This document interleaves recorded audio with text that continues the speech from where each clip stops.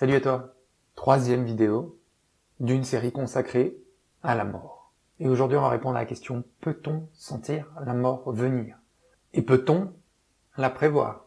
Ah, des questions inconfortables, on aime bien, on aime bien. Parce que prévoir la mort, et une date, qu'il y aurait une heure, une date plus ou moins définie à ta naissance.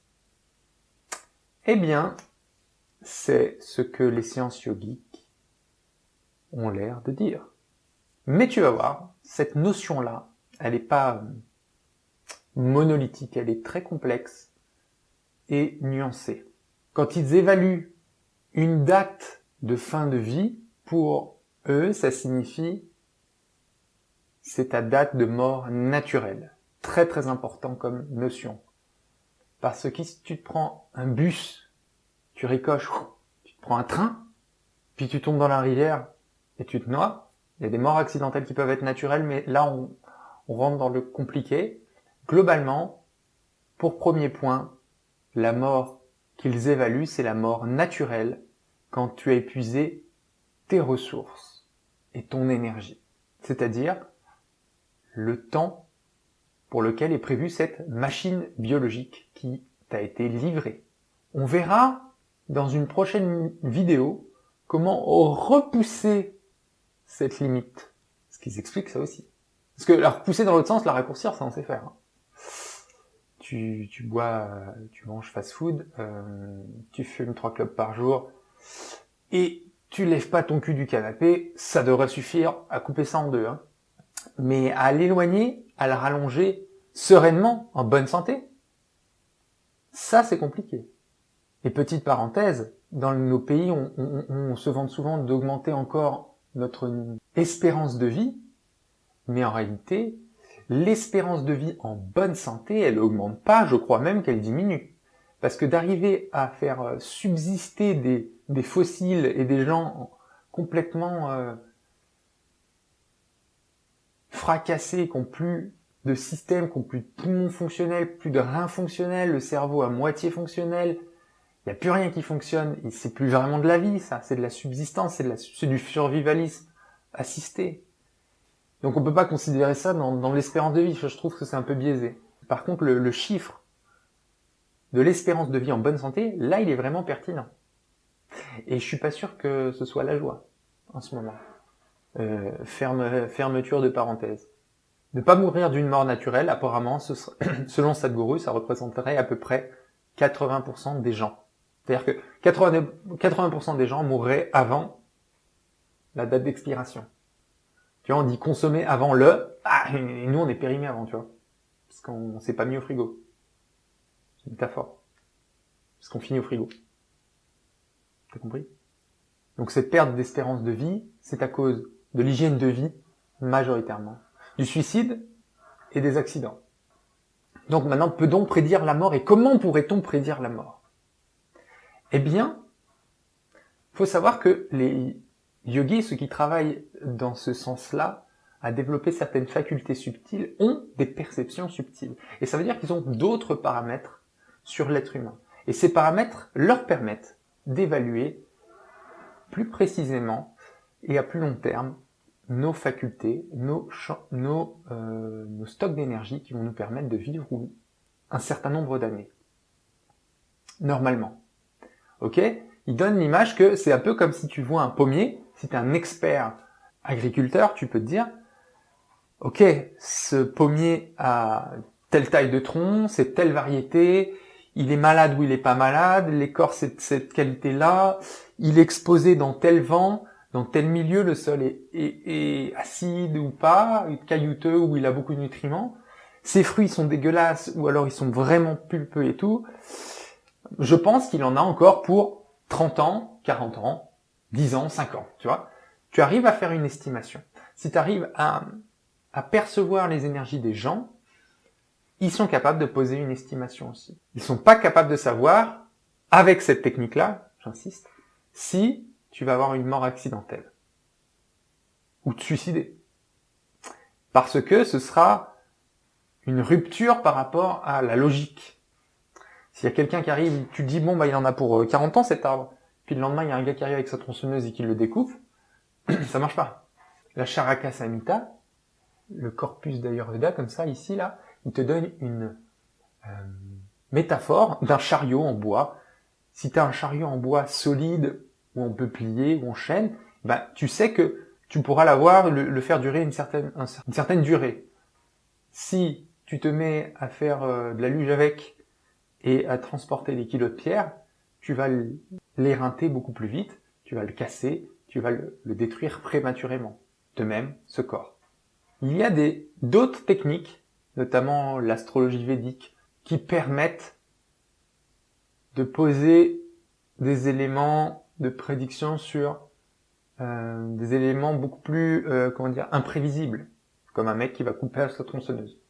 Mais ça, c'est une autre part auquel tu adhères peut-être pas, mais on n'est pas dans...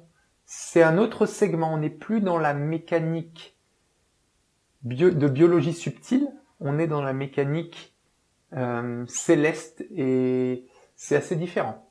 Hein, tu peux croire en l'un, tu peux ne pas croire en l'autre, et vice versa. Mais là, on va se concentrer plutôt sur la mécanique subtile et ce qui est le plus concret pour nous, et ce qu'on peut appréhender nous, avec nos propres moyens. Maintenant, avec une vie normale, hygiénique, et une mort naturelle, peut-on prédire et sentir venir la mort? La réponse serait oui. Sadhguru nous dit que entre 6 à 8 mois, tes perceptions changent. Pourquoi? Parce que, comme je t'ai dit dans la première vidéo, le processus de mort est long, très long, et il s'intensifie dans les derniers instants. Et dans les derniers mois, il commence déjà à s'intensifier, il se passe déjà quelque chose, une maturation qui s'enclenche, les corps qui commencent à s'éthériser. Et ça crée un changement de comportement dans les gens. D'autres aspirations, tu as envie de faire de la place, du vide, te séparer peu à peu des choses matérielles et de laisser place nette. Tu as aussi un autre regard sur le monde, d'autres perspectives qui s'ouvrent. Je sais pas, après il faudrait y être, hein. Moi j'ai pas prévu de mourir tout de suite, donc je te parle pas d'expérience, mais visiblement c'est ça qui se passe, et probablement tu as déjà entendu des témoignages allant dans ce sens-là. Avec un minimum d'ouverture. Ça veut pas dire croire aux anges ou avoir une religion particulière, mais c'est des gens qui sont un petit peu ouverts, simples. Ils ressentent ça. Ils le savent. Et ça permet de partir beaucoup plus sereinement et de préparer ce départ. L'objet d'une autre vidéo. Pour quelqu'un qui est capable de voir, tu sais, les auras, les éléments subtils, eh bien, il voit physiquement des choses, comme une éthérisation de l'aura, ça devient plus flou, plus dilué, les contours perdent en netteté. C'est parce qu'en fait, il y a une évaporation qui commence à s'amorcer. Et l'odeur change. Et les chiens le sentent d'ailleurs. Les fantômes, tu sais, on dit les chiens voient les fantômes, en fait, ils les voient pas, ils les sentent. Parce que cette odeur subtile, ça colle à l'âme. Mais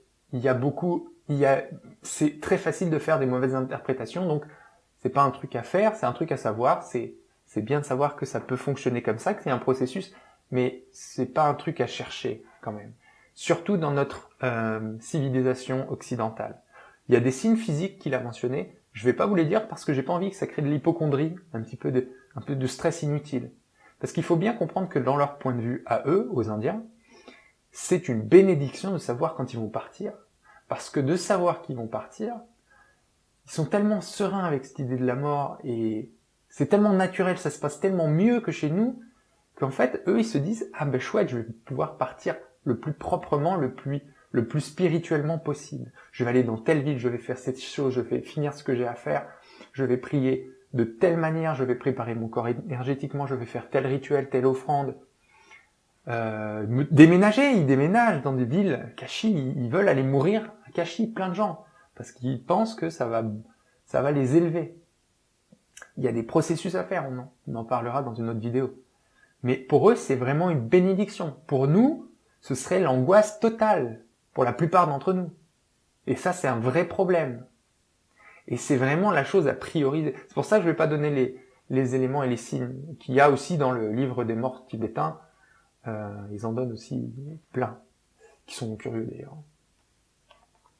Et qui sont pas en plus exclusifs au fait que tu vas mourir bientôt. Ça peut être d'autres choses aussi.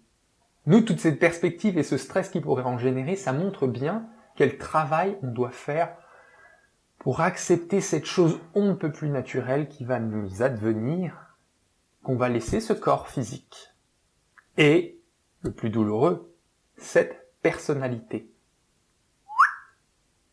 Rideau. On dépose, on garde quelque chose. Mais ce qu'on croit garder en Occident, on croit que l'âme c'est nous, en tant que personnalité, en tant que qu'identité, et t'en perds moins la moitié là. Hein. Tu seras plus un homme ou une femme par exemple. Tu seras quelque chose. Tu seras plus, t'auras plus le nom que tu portes. T'auras plus les qualités et les défauts que t'as maintenant. Tout ça tu le laisses là. Pour ça, ça fait. Il y en a qui sont bien d'accord. Oui, le corps physique, je parais que mon âme. Mais oui, non, mais tu perds un peu. Tu laisses un peu plus de choses que ce que tu crois pour regagner une vastitude immense. Parce qu'en fait, ce que tu laisses, c'était tes limitations, beaucoup. Donc c'est ma conclusion. Avant de connaître la date ou l'espérance de vie, sois sûr d'être d'abord en parfait accord avec l'idée de la mort, l'idée de partir de ce monde. N'hésite pas à me laisser un commentaire, une question, j'y réponds. Si t'es nouveau, il y a des autres vidéos qui sont consacrées à ça. On va faire une série complète, je pense la première de YouTube. Et on va discuter de tout ça, un sujet un petit peu touchy, dodgy, hein, comme on dit, un peu sensible, mais crucial, parce que inévitable. Alors autant qu'on soit bien avec cette notion, et comme ça a été dit dans une précédente vidéo, ne pas arriver à accepter la mort, à l'accepter comme une part inéluctable de cette vie, c'est gâcher sa vie.